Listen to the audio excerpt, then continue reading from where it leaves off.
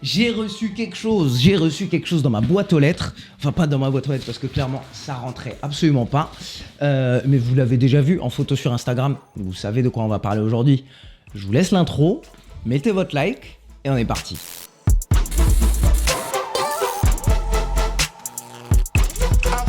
Salut mon pote, c'est Ensign Samy, ton pote qui te raconte le monde du sport comme tu ne l'as jamais vu. Ouh. Et les copains de chez Trash Talk, ils ont pas déconné avec leur plus grand livre du basketball de tous les temps, du monde, de la Terre. Et bon, bien sûr, il rentre pas dans ma bibliothèque. Je crois qu'il y a beaucoup de gens sur Twitter qui se sont plaints que ce livre ne rentre pas dans leur bibliothèque. Et je pense qu'il va pas rentrer dans la mienne non plus. Aujourd'hui, je tiens à revenir sur une vidéo qui a plutôt bien marché, qui vous avait fait plaisir. Je vous ai présenté 20 petites histoires NBA que je ne connaissais majoritairement pas avant de faire la vidéo. Donc j'ai appris beaucoup de choses. Et je me suis demandé, est-ce que je pourrais faire cette vidéo avec ce livre de Trash Talk. Avant même le livre, bravo pour tout ce que vous faites pour la communauté basket et la reconnaissance que vous commencez à avoir, que vous méritez 1000 fois. Donc bravo à vous. Et donc je me suis dit, si ce livre est le plus grand livre de basketball de tous les temps selon Trash Talk, qui vont bien m'apprendre quelque chose. J'ai pas envie de vous spoiler le livre. Le lien pour vous l'acheter, il est dans la description. Ce sera le premier lien. Mais par contre, bah oui, j'ai pas envie de vous spoiler trop de choses. Donc on va s'arrêter à 5 histoires. Je vous propose un truc. Ça va être complètement aléatoire. J'ai pas encore ouvert le livre. Je vais ouvrir le livre à 5 pages complètement random et vous lire des anecdotes. Pensez à mettre votre like et on est parti. J'ouvre vraiment à n'importe quelle page. Vraiment, j'ouvre à n'importe quelle page. Là, j'ai ouvert exactement au milieu. Là, j'ai ouvert au milieu. On commence fort. On commence bien fort. J'avais l'opportunité d'être l'un des plus grands joueurs de l'histoire et j'ai tout gâché. Scoreur exceptionnel, premier choix de la draft NBA ABA 1975, celui qu'on surnommait The Skywalker pour ses dunks, n'a que ses yeux pour pleurer. David Thompson et sa détente de 120 cm, son contrat de 4 millions de dollars sur 5 ans en 1978, ça bascule vers la cocaïne et l'alcool quand son corps a lâché et les billets verts sont tombés. Ok, d'accord. Je savais même pas que David Thompson avait sombré dans l'alcool. J'apprends quelque chose. Au cours d'une bagarre de nuit, le joueur tombe des escaliers et craque son genou. Skywalker ne remettra plus un orteil en NBA. Pire, il ira en tôle 3 ans plus tard pour violence conjugale. Une atroce trajectoire pour ce prodige, choisi par Michael Jordan himself pour l'accompagner à entrer au Hall of Fame en 2009. Wow! Mais j'ai à peine ouvert une photo, j'apprends des dingueries. Et très très belle photo sur ce livre. On va réouvrir à une autre page complètement random. Je vais ouvrir vers la fin. Là, je vais ouvrir vers la fin. Jukes, le DPOY. Donc, Defensive Player of the Year. Kevin Durant, LeBron James, Blake Griffin et Joakim Noah. Que vient faire Jukes à la 4e place du classement pour le trophée de MVP de la saison 2014? Sublimer son titre de défenseur de l'année, telle est la réponse.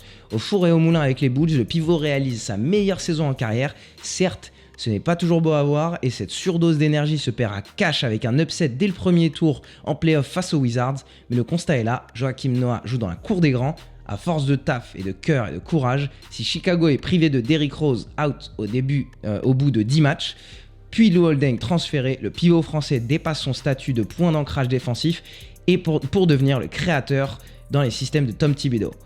Les jeux de passe de Jukes et ses écrans libèrent des espaces dont profitent ses shooters, si bien qu'outre son statut de meilleur rebondeur et contreur des taureaux, Joe boucle sa saison comme top passeur de l'équipe, 5.4 passes décisives, dans son rôle de point center. Il a fait plusieurs triples-doubles, avec 12,6 points, 11,3 rebonds et 5,4 passes décisives en moyenne. C'est pas mal. Il tutoie Karim Abdul-Jabbar et Bill Walton dans les clubs des joueurs avec 12, 11, 5, 1 et 1 de moyenne minimum dans les 5 principales catégories de statistiques. Fouh! Joakim Noah, je savais même pas que c'était aussi fort sa saison 2014. C'est très fort. Ok. Allez, on va revenir un petit peu vers le début du livre. Début du livre. Peut-être ce sera le début de la NBA, je sais pas.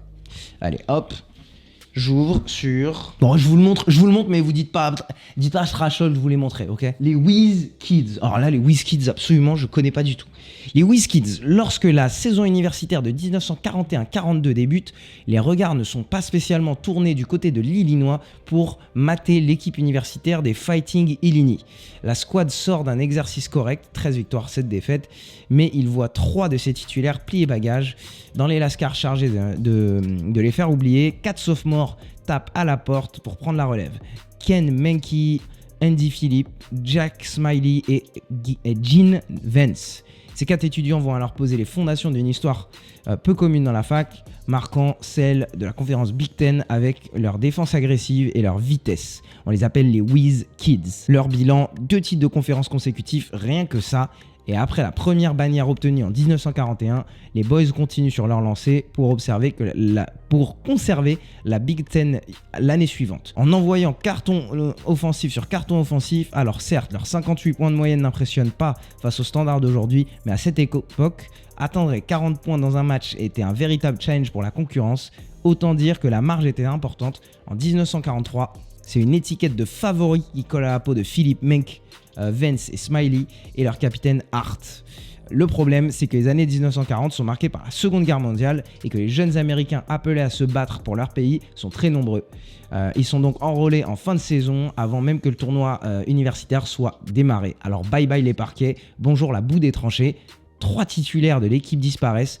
Que décident de faire les 2 autres? Hart, Kenny et Jack sont partis en mars. Andy et moi sommes partis en juin. On n'a pas joué en NCAA cette année là, car pour nous, si on ne pouvait pas être tous ensemble sur le terrain, alors personne ne devait jouer. C'est très bien écrit, les gars. Les gars, Trash Talk, bravo. Je tiens à vous dire bravo, les gars. Je trouve que c'est très bien écrit et ça donne envie de le lire. Genre, cette histoire que je ne connaissais absolument pas, et bah, bout à bout, j'avais envie de la lire. C'est tout bête, mais franchement, c'était bien cool. Je vais continuer, je vous en donne quelques autres. On va retourner un petit peu plus proche du milieu, mais encore au début. Là. Les finales NBA au gymnase du coin, avec les Philadelphia Warriors de Paul Arizin. Le jump shot, c'est arrivé par accident, se souvient Paul Arizin. On jouait souvent sur des terrains qui étaient également des pistes de danse, donc c'était très glissant. Et lorsque j'essayais de poser mes appuis pour tirer, mes pieds n'arrêtaient pas de glisser. En sautant, je n'avais plus à craindre cela. Du coup, j'ai sauté et tiré. Et en plus, je le faisais mieux. Et plus je le faisais, mieux je tirais. En l'espace de quelques matchs, tous mes tirs sont devenus des jump shots. Le jump shot, c'est créé comme ça, en gros. Avant, on jouait sur des terrains de danse, donc en gros, c'était glissant. Et donc, Paul Arizin s'est mis à faire des jump shots pour ne plus glisser. Tous les tirs étaient pris avec 2 pieds plantés dans le parquet, loin de la pureté d'un Ray Allen élevant son corps droit comme un I pour dégainer son tir favori. Puis soudain, vint Poppin Paul. Si Paul Arizin n'est pas reconnu comme un véritable créateur du jump shot, puisque ce tir avait déjà été aperçu sur d'autres terrains, l'ailier des Philadelphia Warriors est celui qui l'a popularisé et démocratisé en 1950. On peut remonter jusqu'en 1901 avec Jack Snake Deal pour voir les premières traces d'un semblant jump shot. Eh ben, mais pareil, franchement, hyper intéressant, mais jamais je savais qui avait inventé ou popularisé le jump shot. J'ai pas envie de vous en lire trop parce que sinon Trash Talk, ils vont être énervés. Vous dites pas Trash Talk, je vous ai raconté ces histoires. Quand vous ouvrez le livre et que vous découvrez ces histoires, vous faites les mecs genre un peu étonnés. Comme quand votre surprise d'anniversaire, vous la connaissez, vous faites quand même semblant. Ah, c'est sympa, merci, c'est trop cool d'être venu. Vous faites comme ça. Hein. On retourne au milieu. Mais il y a des photos que j'avais jamais vues. Hyper sympa cette photo des Showtime Lakers. Allez, on parle du Showtime. Les contre-attaques de Magic Johnson, c'était encore mieux que le sexe. Michael Cooper sait choisir les bons mots pour résumer le Showtime en une phrase. Jusqu'au début des années 80, les matchs de basket se résument à une rencontre sportive entourée de spectateurs, rien de plus. Mais le proprio des Lakers, Jerry Buss, a une idée révolutionnaire. Le playboy et roi du marketing décide de transformer ces matchs en véritables événements. Showtime, c'est plus qu'un jeu, c'est une manière de vivre à Los Angeles. Il y a des stars invitées au premier rang comme Nick Lawson, Travolta, Michael Jackson, Whoopi Goldberg, les premiers influenceurs qui donnent envie à tout le monde de se pointer au Forum d'Inglewood. Il y a les soirées d'après-match dans le mythique Forum Club et où il n'existe aucune limite. Si vous n'arrivez pas à coucher avec quelqu'un au Forum Club, vous n'arrivez pas toute votre vie. Ah d'accord, ok, c'est comme ça qu'ils ont rendu, d'accord, ok, très bien. Peut-être que c'est pas forcément une histoire que je devrais raconter sur YouTube. Ah d'accord, oui, non, c'est un... Ah ok, ouh. Les femmes de joueurs sont interdites d'accès, la cocaïne semble tomber comme la neige en décembre. Vous voyez la scène dans Scarface avec la pile de coke au bureau, et ben c'était comme ça, témoigne le gérant du club, Harold Zoboul. Certains joueurs n'arrivent pas à se concentrer pendant le match à cause des stars au bord du terrain, des Laker Girls qui dansent pendant les temps morts ou des groupies qui les attendent après la rencontre. Eh ben, je savais pas que c'était à ce point... les Showtime Lakers. Enfin, je me doutais, je vais pas vous dire que je me doutais pas. Ça, c'était les années où ça faisait la fête comme never, mais je savais pas que c'était les Lakers qui ont instauré ça. Donc, bah écoutez, je pense qu'on va arrêter là-dessus sur cette vidéo. Le plus grand livre de basketball selon Trash Talk, de tous les temps, selon Trash Talk. Un très bel ouvrage. N'hésitez pas à aller l'acheter pour Noël, c'est un cadeau parfait, ou pour maintenant tout de suite. Le premier lien est dans la description pour aller l'acheter. J'ai appris pas mal de choses. Dites-moi dans le chat si vous avez appris des choses avec cette lecture. Je pense que sur les anciennetés de la NBA, on peut apprendre beaucoup de choses. Moi, ça va être un truc que je vais pas mettre du coup dans ma bibliothèque parce que ça rentre pas. Mais je vais trouver une place. Merci Trash Talk. J'espère que vous l'avez pas mal pris, que je raconte un peu des histoires de votre livre. Et voilà, ce sera tout pour moi pour cette vidéo. Pensez à donner un peu d'amour à Trash Talk pour le travail qu'ils font dans le monde du sport, dans le monde du basket aujourd'hui. Abonnez-vous à ma chaîne si c'est pas déjà fait. Mettez la cloche pour manquer aucune autre vidéo. Et surtout, gardez l'œil bien ouvert.